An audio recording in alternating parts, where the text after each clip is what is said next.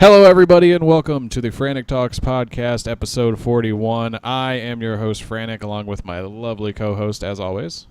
I'm Grunt. And we're here to talk about video games. And junk. All right, so we're going to start off, like we always do, by advertising, as I love to call it, even though it's not advertising. I should probably come up with a better way to put that so I don't put off people. But anyways, we're going to talk real quick where you can find us. At FranticJ3, at Onyx Spartan, ONYX Spartan, all one word. That is me and him on Twitter. And you can also hit up the official Frantic Talks account at Frantic_Talks. And you can talk to us about whatever you want, honestly. We get a good amount of people just talking about the random crap we talk on here. So that's good. Always continue the conversation beyond what we randomly record. So beyond that, you can go to Facebook.com/Frantic Talks, all one word. That's where we'll post usually our podcast articles and the like. Less active on there, though, just because it's a little, I don't want to say clunky, but I think that's the best way to put it. Then you can find us on YouTube. There's no official URL yet. We need 100 subscribers, but that's where you can find the video form of this podcast. And you can also find the Sunday show that I do, which is where I recommend cool music to listen to. And we're also getting ready to be soon releasing some different types of content related to video games and music as well, I think, on that channel. So it'll be really beneficial if you subscribe to it. Get in early on that awesome content so you don't have to play catch-up. Indeed. Let's see. What else is there? There's FranticTalks.com, of course, and magic.frantictalks.com. That's where we post all of our articles. If you're watching this live, which I'll mention how you can do that in a second, you can see in the background our current website where we have, the podcast listed. Haven't had an article in a little while just because we've been busy doing other forms of media. It's okay, though. Beyond that, you can go to, like I said, I didn't actually say it, but you can go to twitch.tv/FranticJ3 the third. That is FranticJ3, THE, the number 3, RD. Because some bastard took FranticJ3. Every Saturday, 3 p.m. Eastern, you can catch us live. Join in on the conversation. You'll actually get to hear your name shouted out, usually, because we'll usually mention who says stuff in the podcast. So, now that all that's out of the way, I think that covers everything. I mean, you can find us on iTunes. Just search Frantic Talks whenever you're trying to find us somewhere. Most likely you'll find us. 100% possibility that you could find us just by looking up Frantic Talks. It is a foolproof strategy. So, Boom. That being said, Grunt, how was your week? It's been busy, actually. Weather's starting to get colder here, so I've been finishing up our yard work for the year. Yeah. Outside of that, I haven't been playing too much game-wise, but most of it's been spent on Destiny still. Mm-hmm. Because I have a fancy event, which we'll probably talk about a little bit later.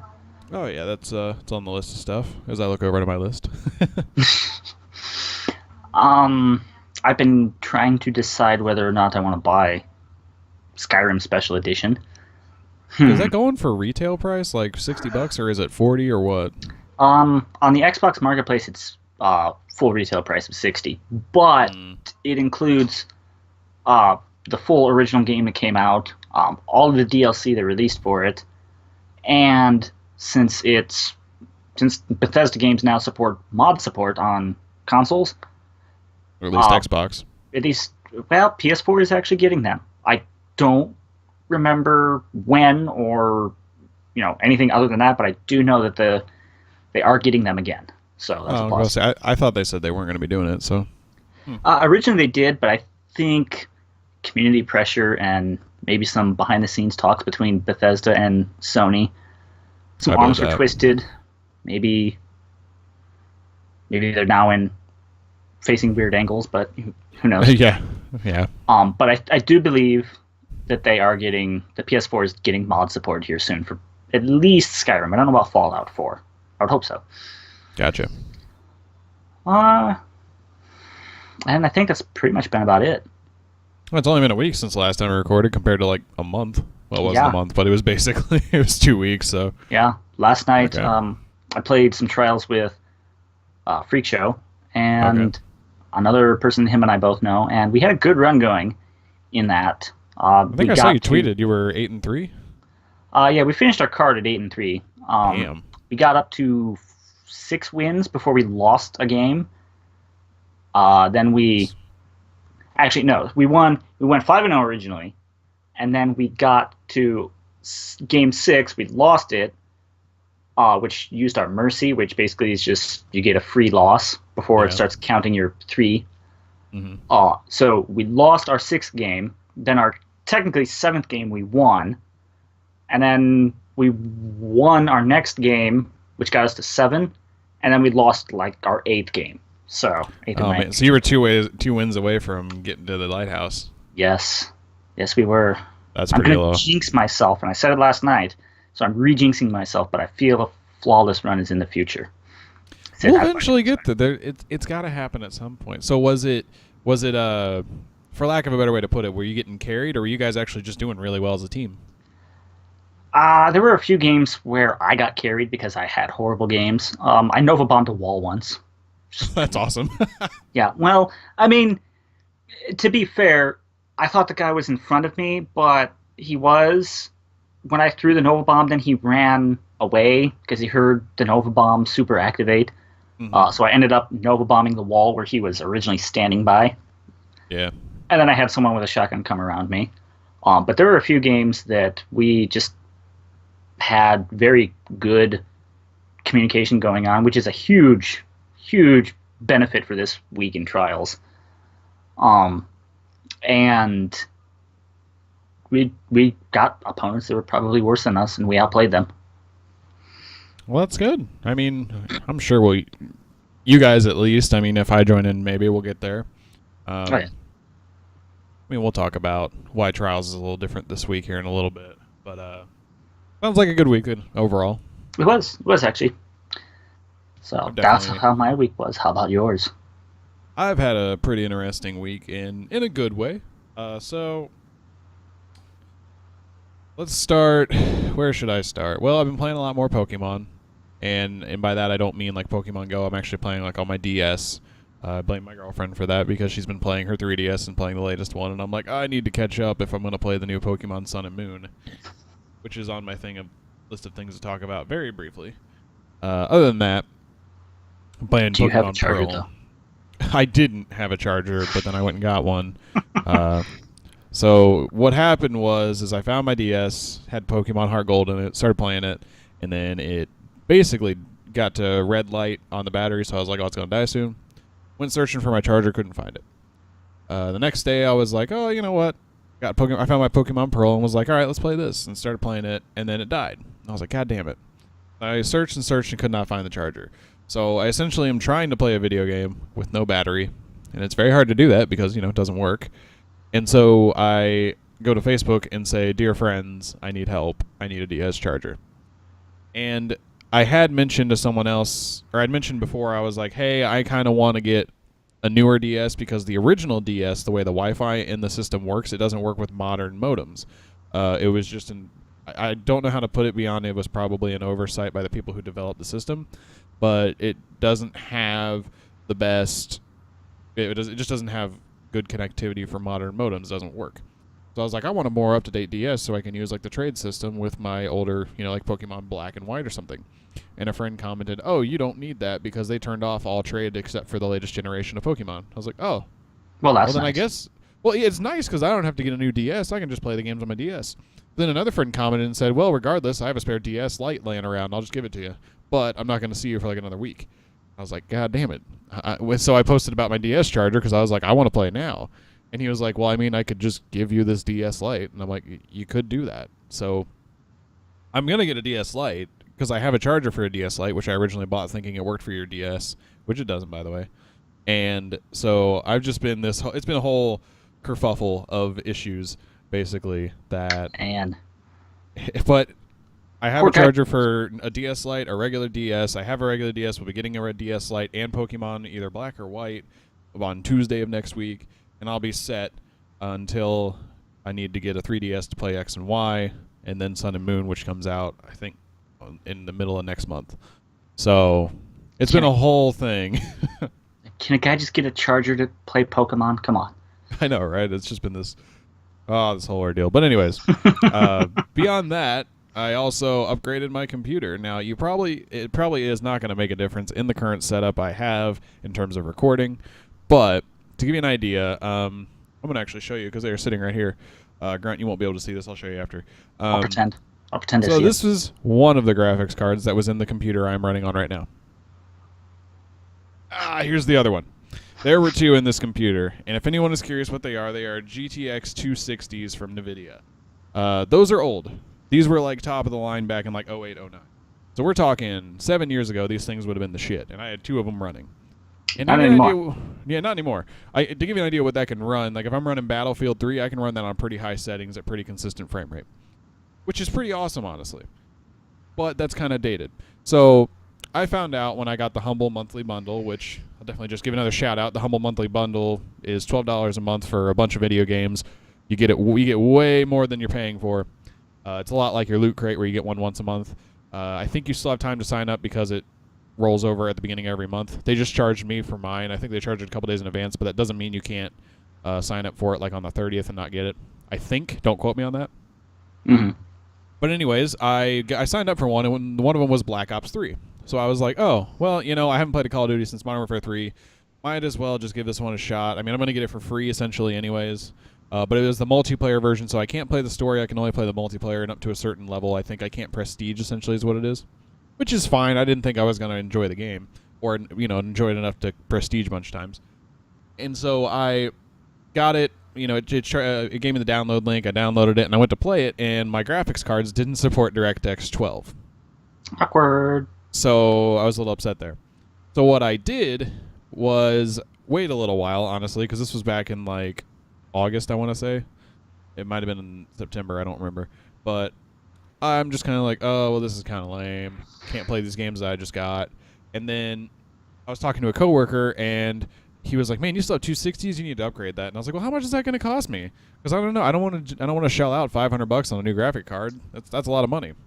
Well, I found a GTX 1060, which is the latest generation. If you are familiar with NVIDIA, the 1080, even if you don't even know what they are, the 1080 is the best one on the market. And hilariously enough, it's cheaper than the next best thing.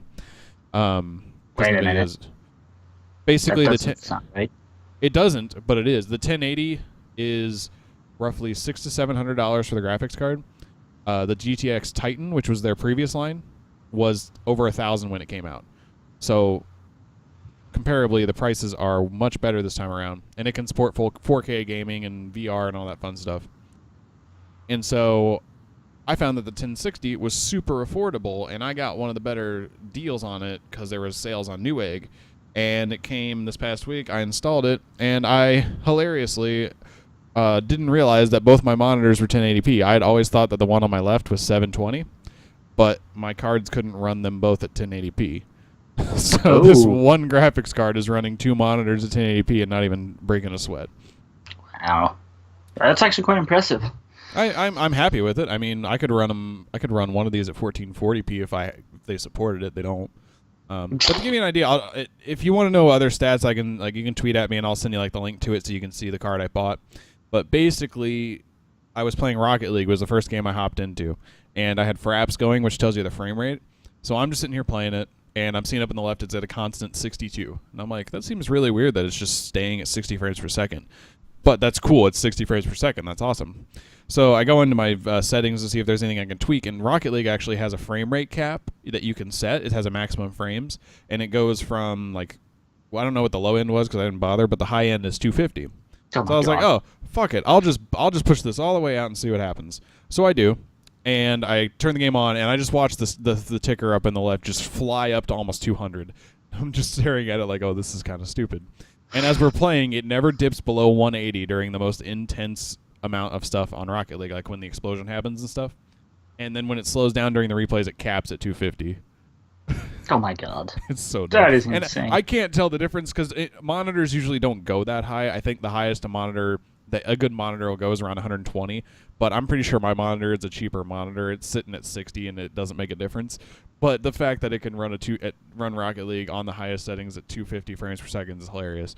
But I booted up Black Ops 3 because that was kind of the whole motivation behind this beyond, I want a better graphics card, and it was on ultra at 60 frames per second, not even struggling, and it was great. Oh man. So that sounds pretty good. Yeah, and if I had to give my... I think that's actually an understatement. If I had to give my opinion on Black Ops, it's kind of summed up in my last tweet about the Call of Duty series when I watched Infinite Warfare's gameplay. Basically, it's just ridiculously over the top. There were so many times that I was running around trying to kill somebody, and then they just go flying up in the air and then shoot me. And it was like, that's really dumb. You shouldn't be dead accurate floating around in midair. It's not how it works. Like in Destiny, when you're up in the air and you're shooting with your gun, like even if you're aimed down the sight shooting, it's not 100% accurate. And I think that's a good thing because it makes it easier. Well, not easier, but it makes it more balanced so you can't just hop around shooting people all the damn time. All right. And like in Black Ops, it's like you hop up in the air and just aim down your sights. It's just a death laser, and if you can control yourself that high up, which with a mouse and keyboard versus a controller, it's much easier. So I just kind of went in, had a good first game, and then just got annihilated for the rest of the games I played because people were easily able to double jump and wall run and be way too accurate for your own good. Well, wall running is something I associate with the old Prince of Persia games or Titanfall. Yeah, it's not Call of Duty anymore to me, and I feel like that's kind of a cheap thing to say because we always give Call of Duty shit for not being innovative, and in my mind this is innovative but in the wrongest way possible because we've gone from realistic military shooter to space jumping, wall running bullshit. Like it's just it's not good in my opinion. It's just awful. And I just uninstalled Halo 5, and that's a whole nother story, but man, just the recent run of shooters that I used to enjoy, I'm just not liking. Honestly, when you told me the other day that you uninstalled Halo 5, I was a little surprised. You're a bigger Halo fan than I am, so it's understandable. I understand your reasoning for doing it, but I mean, it was eating up 100 gigs on my hard drive too. Oh my god, that was kind of the reason behind it, beyond the whole. So to explain myself here, for those of you that listened to our podcast about a year ago when we first started and we talked about Halo 5, how we were kind of like liking it, I'm of the opinion that you shouldn't usually like give an official review on a game the day it comes out or the week it comes out. That's how reviews work.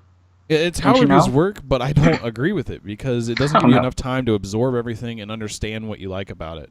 And after I watched those Halo documentaries that I mentioned last week and recommended, I started looking at the game at another angle. And so I played it with Freak Show the other night. It was Sunday. No, it wasn't on Sunday because I was watching The Walking Dead. Wait a minute, you watched that? I'll explain that. I want to say it was Tuesday or Wednesday. It was a night where you were busy and I was really wanting to play. So we played it, and we played Breakout, Griffball. We played a round of Firefight, and we played, I think, 2 or 3 rounds of Warzone Assault, which is the one I enjoyed the most. Hop back into a game of SWAT, and then into another game of Breakout, and that was all we did. So we jumped around a lot trying to play different game modes, and as I'm playing this, I'm just keeping a lot of things in mind.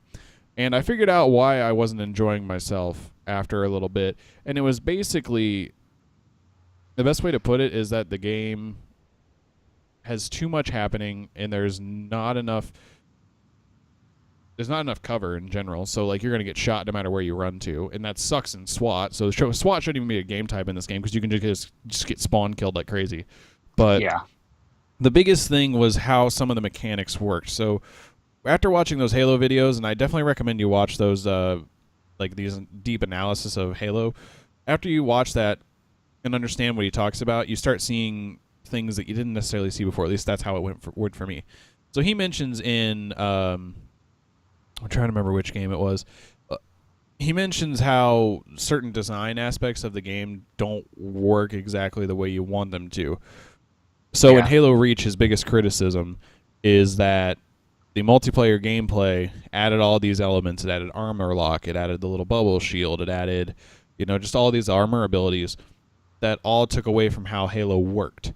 Halo is a fast-paced, arena-based shooter where you all start with the same gun, get into quick gunfights, and that's how it works. It's not like Call of Duty where you have 5 seconds to kill.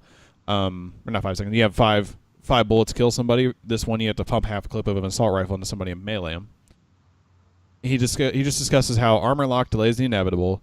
The bubble shield just immediately removes the entire health aspect of the game. Like you have health, but if you get in the bubble shield, it just regenerates your health. Sprinting just allows you to run away from combat, and there was a couple other random things. So when I was keeping this in mind, the biggest thing that I hated about Halo that I realized, the Halo 5 at least, was that you can't sprint and regain health. This entire game is even faster than any other Halo we've ever played, and the moment you get shot, you can't move fast. Yeah, you have to stop. That's always something that annoyed me. with the it takes game away. from the Yeah, start. it takes away from the gameplay so much because I got shot once. The moment I spawned in Warzone Assault, because it's just a big open map, I got shot a couple of times, so I sprinted behind a rock. Then I crouched down and was like, all right, now my shield's going to start respawning. Started to run out, and the timer hadn't gone away yet for where you could sprint and recharge your shield. So I went out and started getting shot again, ran back behind the rock and sat there and waited for, I think, 3 or 4 seconds until I was finally ready to go. In that time, multiple things could have happened that didn't. 1, he could have came around the rock and killed me. 2, could have thrown a grenade and killed me. Or 3, I could have tried to sprint away and got shot without having any shields. There was nothing fun about that. No. So to my defense, I uninstalled it because I played so much of it that night and just did not enjoy it one bit. And my opinion is if I have a game I don't enjoy, I'm not going to play it. I'm going to install it. Kind of makes sense, right? Oh, yeah. So, yeah. But I don't want to delve too much more into that. There's more reasons. I can definitely talk about it more if anybody wants to have the conversation on Twitter. It's not fun anymore. And I enjoyed it for the time I did, but overall, it's just blah. It's awful. Or, Halo 5 came out a year ago sometime this week. It's totally something we could talk about next podcast. A retrospect. What retrospect? No. I mean, honestly, our next podcast will be our 1-year anniversary, even though it'll be podcast 42 instead of 52, so we have apparently not recorded for 10 weeks. Huh. Oh, well. All right, anyways, let's talk about some stuff that happened this past week. So I always love having random sponsors, and a coworker brought up to me a really good deal that I could not pass up. So I don't know if you guys are familiar with GameFly. If you aren't... Wait. Wait, what? This episode is sponsored in part by...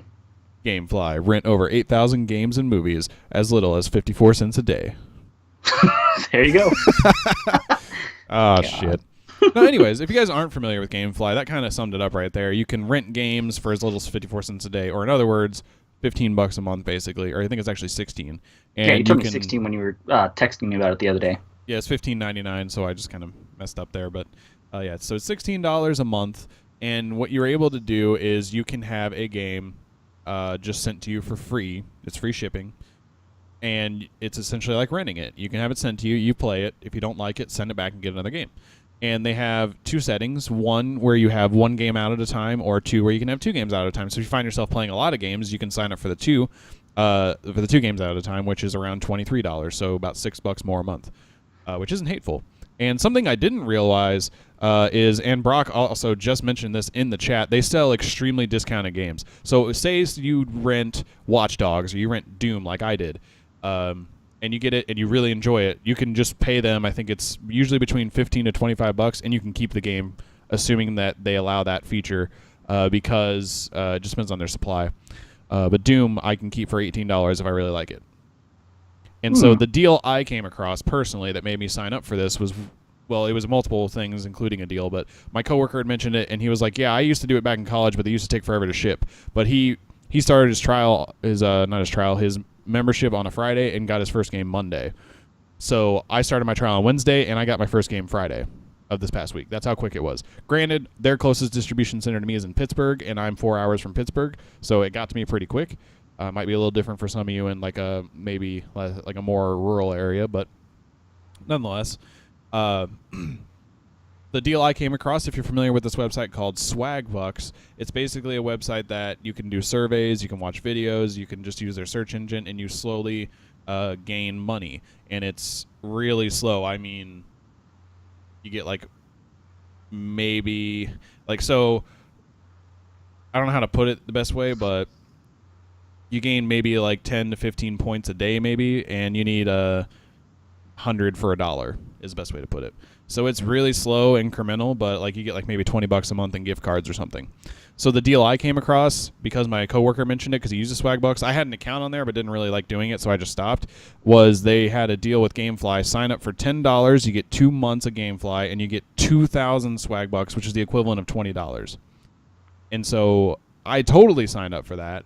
And I had about 100 points already on my account, so I had 2,100 points, and they had a discounted gift card for $25 at Red Robin for 2,100 points. So I immediately spent my points and got. I effectively spent $10, got a 2-month subscription to GameFly, and a $25 gift card to Red Robin.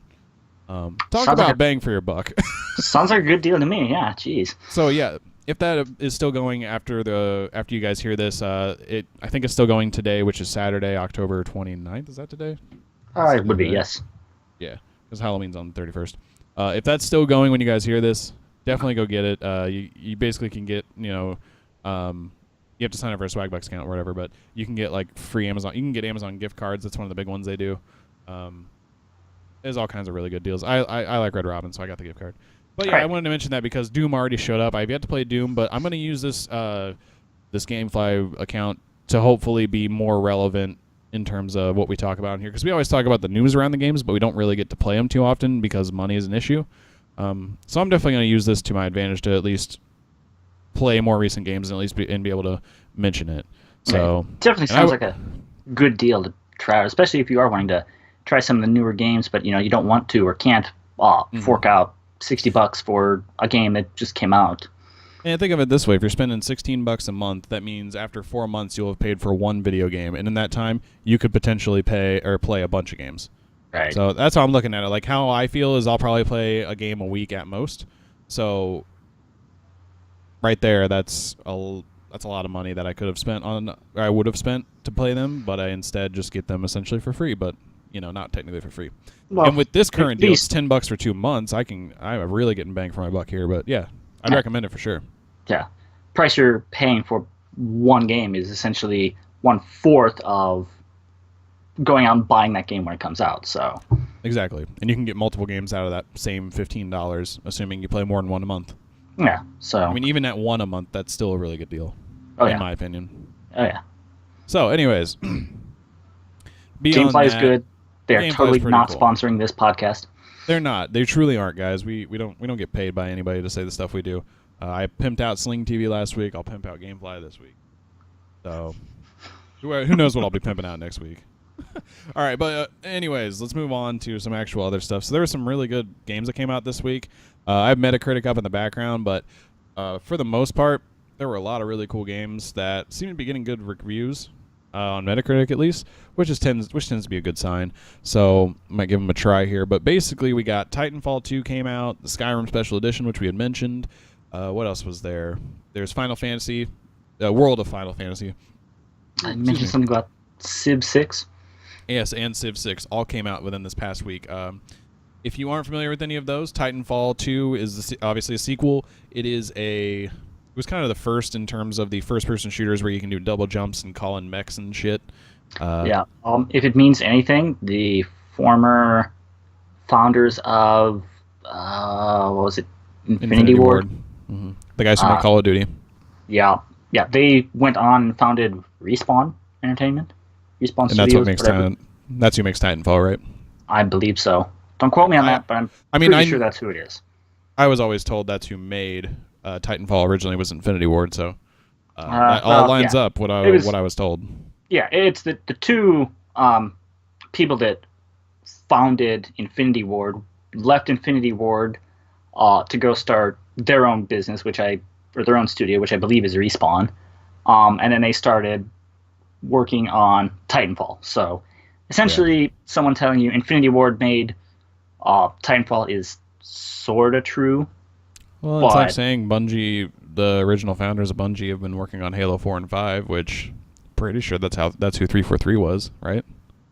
I honestly have no idea. If anybody has information on that, let us know. I could have sworn it was like 343 was made up of a lot of the original Bungie members who worked on the original Halo. I think a few reading that somewhere. Yeah, I'm not entirely sure. I don't remember. So, but yeah, so Titanfall 2, it's a mech, kind of like a Call of Duty meets mech shooter. World of Final Fantasy. Oh, sorry. I played the first Titanfall because I got it with my Xbox One where I bought it, and it was fun. But I burned out on it quickly because it's only multiplayer. Even their quote-unquote story mode that they had for it was PvP matches, and it's just like, it's not what I want. Yeah. At that point, and even now, I'm not going to buy a game specifically for PvP only. So obviously, I burned out on it quick. With Titanfall 2 having an actual, I don't know if it's single player or how it is. I think it's a single player story mode to it. I'm interested to check it out again, but I still have that reservation of what I think about the first game too. So Yeah. The one thing that drew it, I played a little bit of the first one at a friend's house, but didn't like buy it or anything. The one thing that definitely stood out to me versus playing, like a Call of Duty or Battlefield, was the NPCs in the game. So when you're in a multiplayer game, there are actually more than just your enemies. There's a bunch of bots too. That not like mech bots, just like soldier bots. So AI, yeah, those exist. And you get points for killing them, just not as much as killing a person. So yeah. That's the only thing that stood out more than anything else to me. Which I thought that was a cool idea. One of the very first games I played for the original Xbox was the Mech Assault franchise, and I love that. I was kind of hoping this would be a sort of replacement to it, and in the aspect of you're piloting, 2, 3-story building tall robots. That's pretty great. Mech suits. Yeah. I'm sorry, they're not robots. Yeah, and the game is kind of like Halo in that sense, where you can just hop on them and dismantle them easily. Don't have to really fight them. Which is always fun. Yeah, it is fun, but they're not easy. They're not too hard to take down, is what I'm trying to say. No, definitely not. Yeah, so other releases, Civ 6, if you aren't familiar with the Civilization series, it's a very good series. It's a real-time strategy game that kind of just follows the history of the Earth. So you start back when humanity was first around, early days, the wheel is barely even a thing, basically.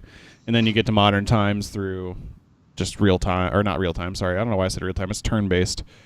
So there's a bunch of different settings, a bunch of different leaders you can play as. So you could play as someone from, you could have an Aztec leader, or you could be an American leader, you could be a British leader. Place wherever you want. It can generate random maps, do a random map of the world, all kinds of crazy stuff. It's come out to really, really good reviews. I think it's sitting at a 90 on Metacritic. Titanfall 2 is at a 91, by the way, which is on screen if you didn't see it, but that's okay. You might just be listening to the audio version here. Then there was World of Final Fantasy, was the weirdest one of the bunch that I mentioned, and weird by probably most of you hadn't heard about it or known what it is. And it's basically Pokemon meets Final Fantasy, and that's about all I can add to it without honestly, I haven't played it. I just know of it and seen a couple of videos of it. That's come out to pretty decent reviews. It's sitting around 78 on Metacritic. Pokemon meets Final Fantasy. Final Fantasy. That's interesting. It's like your main character, Final Fantasy, goes around collecting like the beasts of the world, and there's more to it than that, but that's one of the main things. Interesting. That's the best way I can put it. And then lastly, Skyrim Special Edition, of course. If you aren't familiar with Skyrim, it's just your classic fantasy RPG type game where you run around, learning magic or stealing stuff or killing dragons or doing whatever you want. One game of the year, like 77 times that year. 77 times. I mean, it really did. There's a bunch of places that gives a game of the year. It won a lot of Game of the Year awards. I've seen commercials for it, and I think it boasts that it was either nominated or won over 200 Game of the Year awards for that year. It initially came out, so yeah. The one thing that bothers me about it is that Xbox has to pay for the full thing, but if you have it on PC, you just get it for free. Like it's the same with BioShock and BioShock 2. I own BioShock and BioShock 2 on my PC. I got the remasters for free. So yeah, I don't know. I really wonder why they did that, unless there's really no way to track it, I guess. I don't know. Yeah. You get into licensing and, how do you prove that people that have discs, how do they... Well, how do you prove that someone didn't just rent the game? You can't just go through their game history and say, oh, they have achievements in it, they must own it. It doesn't work like that, so that's a little bothersome. All right, anyways, let's keep going here. We're getting a little strapped on time. I don't want to spend too much time talking about new releases that we haven't played yet, but those came out this week if you're interested in them, or if you've played them already. Let us know what you think. We can definitely hopefully give them a shot here soon. How could be talking about one of those next week? Oh, yeah, potentially. Oh, Titanfall 2, I did want to mention that it has no season pass, that all the post-release stuff, like maps, is going to be free. So think Halo 5, where they just release a bunch of content for free, no cost to you. So I imagine there's probably going to be some sort of like microtransactions in the game. I would assume so. I think there were for the original 2. Yeah. I don't remember what they were exactly. Well, no, they actually had paid DLC, so... I was going to say Black Ops 3 had microtransactions when I played it. It was basically aesthetics, but still. Yeah. Anyways, all right. let's talk about No Man's Sky. So You really want to, though? they don't want to. It was a mistake. It was. So if you didn't hear about this, Grunt tweeted this to me and said, "What do you think?" And I'm just like, well, apparently the developer of No Man's Sky, Hello Games, tweeted out, and the actual tweet said, "No Man's Sky was a mistake." And in the amount of time that it was up, it got 1,300 retweets, 943 likes, according to the screenshot, but then it got deleted. The original story was Murray's account had said something along the lines of, it was a disgruntled employee, we're looking into it internally. Then there was another email that said, No Man's Sky was a mistake, I've contacted you because the silence has been unwarranted, community has asked me to speak up, the game was unfinished, we do wish the community was understanding of our situation, I hope everyone understands. That's the Cliff Notes version of this email, signed Sean Murray. He hasn't responded to follow-up emails, and his account on Twitter had been inactive until August 18th, where he tweeted, "Server hacked. We're binging Mr. Robot episodes as quickly as we can look for answers." Episode 5 is a cracker, by the way. If anything was a mistake, it was using LinkedIn without 2FA. At Hello Games, are you still hacked? So now they're leaning on everything was hacked. And so I guess their official story now is that all their emails and stuff were hacked, and the responses that were sent, including the disgruntled employee email and the specific email that I read through there very briefly talking about it was a mistake, were all hacked. It was not them, and back to normal. Yeah, considering the whole history behind No Man's Sky, it's a little interesting that this happened, regardless of if it was hacked or if it was a disgruntled employee or whatever, it's very interesting and does not make their PR team's job any easier. No. I personally don't know if I believe the whole hacked thing. I think maybe they do have some regret about the game, and my personal opinion is it wasn't necessarily the game, it was that they marketed to be something that it wasn't. And we've kind of already talked about that, so I don't think we should delve too much more, but basically that happened. That was a whole fiasco there, and they're kind of just following on the, we were hacked thing, because no one will truly know. Yep. And I don't really like that. But if that's truly what happened, I can't not dock them, I guess. Oh, no. No, definitely not. All right. Well, anyways, that happened. Let's talk about Destiny now, because I don't think there's any more to that story. Not really. What's happening in Destiny? Trick-or-treating. Something like that. Is that it? Pretty much, yeah. No, the Festival of the Lost event started this past Tuesday. It would be, 25th? Yeah, I have it on screen, the 25th to the 8th of November is how long it runs. Yep. Basically, there's a quest line. You do the quest line, you go out and you trick or treat. Pretty much, you do events and that stuff in masks, and you can get other masks from the candy satchels and that stuff. So it's just kind of a fun event to acknowledge Halloween in the game. So yeah, and there's a bunch of new masks that they have. Looks like a Siva mask. You can get a wolf mask. A couple other animals look like a ghost, which is really awesome. I don't know if that's on this screen, but your ghost has a sheet over him essentially. I want it.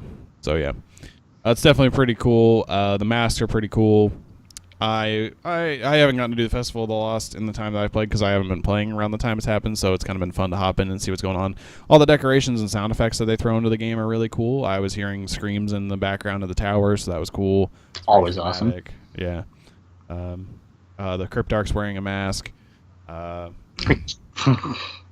really good. So yeah, it's a cool little event. It's there. In MMOs tend to have seasonal events like this, or holiday events like this. So I think it's pretty cool. And yeah, all the places are decorated to look like that, and all the multiplayer maps are nighttime maps, so you won't be playing daytime maps anytime soon. So this is actually kind of cool because it's from my understanding, whether you get on a nighttime version of a map in a basic Crucible originally, without it being a Festival of Lost, it's just like random, kind of like random selection as to which map you're playing on. Yeah. So it's cool getting to play these maps at night. So. Yeah, it's definitely a lot of fun. I like it. I'm not normally a fan of the nighttime maps, but I do think it's pretty cool thematically. So. Oh yeah. And then Trials. Let's talk about that real quick. Trials is a little different this week. In what way? There's no radar. There's no radar. All right. And there's no revives. There's no revives. So 3v3, you get 1 life, and that's truly it. And it's first to 5 wins. Yep. So that's their premier competitive format because you had to win 9 games in a row. Like in air quotes, 9 games in a row because it's technically 7 if you do it right. If you win 9 in a row, or you go, it's called going flawless, where you don't lose. You get to go to the lighthouse on Mercury, and you get really good rewards. And I personally like the no radar. I hate the fact that you don't get to revive. It's basically a community complaint, from what I understand, though. Correct? Kinda. When I played it yesterday, I rely on my radar so much, so that was difficult to get used to. But the one thing I do like about not having the revives is it really, I think, puts the level of communication needed from everyone that you're playing with on an entirely different level than basically where it is. Because if you die in certain parts of the map, you can watch certain areas. And if you see anyone, you can call out to whoever's alive on your team yet. So I like that aspect about it. I wouldn't mind seeing a return every so often, maybe, for like a weekend. No revives. Yeah. But yeah, a lot of people really don't like it, and I can understand why. Yeah, I don't know. I like no radar. I always played in the original, well, not the original, but COD 4, the one I played a lot. I really enjoyed hardcore mode, which you had to earn your radar by getting your 3 kill streak. I don't know. I just really like the idea of not being able to be seen. I've always enjoyed stealthing around or something like that. Yeah. So the lack of like in Destiny, the radar, it always bothers me when you can just kind of see where a few people are by just them existing. Essentially, seems a little unfair to me. I never enjoyed the radar in that sense. So I think if they did no radar from now on, I wouldn't be upset. But I honestly haven't played Trials this week to truly tell you. Although I'm sure my experience will be tainted without the revive. There's a reason I have my crest of Alpha Loopy. Okay. Yeah, I didn't mind it. I don't think it's that bad, really. Like I said, I wouldn't mind seeing both no radar and no revives. Yeah. The only thing is no revives is nice because if you have one person that's down on your team, or both people that are down on your team, you're the last person alive, and it's basically a one-on-one situation. You can revive a teammate and get them back and have numbers on your side then. So yeah, that's true. It's basically like if you go down a player and they don't get the other guy, you're just already at a disadvantage. There's some strategy to reviving, of course, but I get it. People are just like, if I shoot and kill you, you should be dead.